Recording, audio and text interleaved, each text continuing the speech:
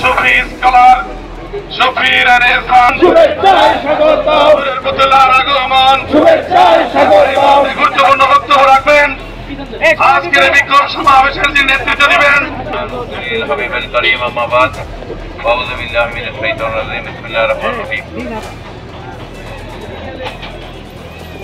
وتقسموا بحبل الله جميعا ولا تفرقوا صدق الله المولى العظيم وصدق رسوله النبي الحبيب الكريم ونحن على ذلك من الشاهدين والشاكرين والحمد لله رب العالمين। আজকে আমরা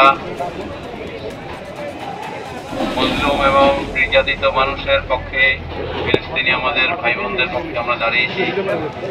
আমরা জানি হানাদার, দখলদার এবং বিশ্ব মানবতার শত্রু ইহুদি রাষ্ট্র ইসরায়েল আন্তর্জাতিক আইন লঙ্ঘন করে, যুদ্ধবিরতি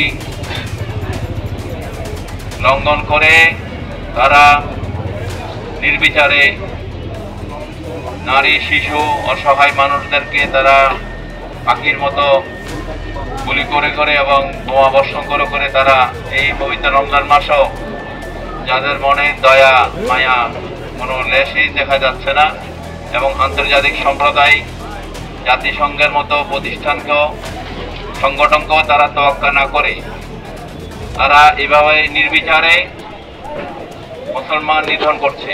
আজকে আমরা 200 কোটি মুসলমান পৃথিবীর জমিনে বাস করছি, অথচ 1.5 কোটি ইহুদিদের কাছে আমরা পরাস্ত হয়ে আছি। আমরা 200 কোটি মুসলমান আর তারা মাত্র 1.5 কোটি ইহুদি। আজকে 1.5 কোটি ইহুদি আজকে 200 কোটি মুসলমানকে আজকে জিম্মি করে রেখেছে।